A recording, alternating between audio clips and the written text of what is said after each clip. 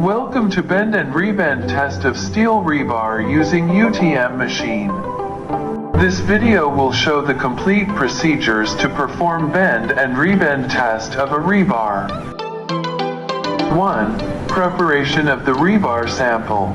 Take a representative sample of the steel rod and cut the sample into required length, typically around 600 millimeters.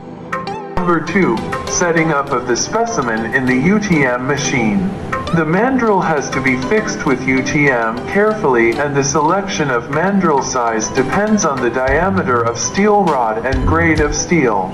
For our sample, the diameter of rod is 16 millimeters and grade of Fe 500, and as per the IS code, metal diameter greater than 10 millimeters of grade Fe 500.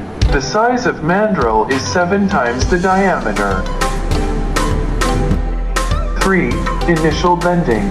Place the sample on the bending apparatus with its longitudinal axis perpendicular to the direction of bending. Apply the bending force gradually until the specified diameter of bend is achieved. The bend of the rod generally has to be done up to 180 to 360 degrees for rod more than 12 millimeters in diameter. Step 4. Inspection of the initial bend rebar. After the initial bend is made, visually inspect the sample for any visible cracks or defects.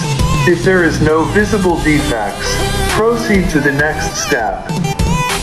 In the next step, we have to boil the bend rebar for 30 minutes up to 100 degrees Celsius before performing rebend test. After boiling the sample for 30 minutes, place the sample on UTM machine for rebend test. The metal rod has to be rebend up to an angle of 157 degrees.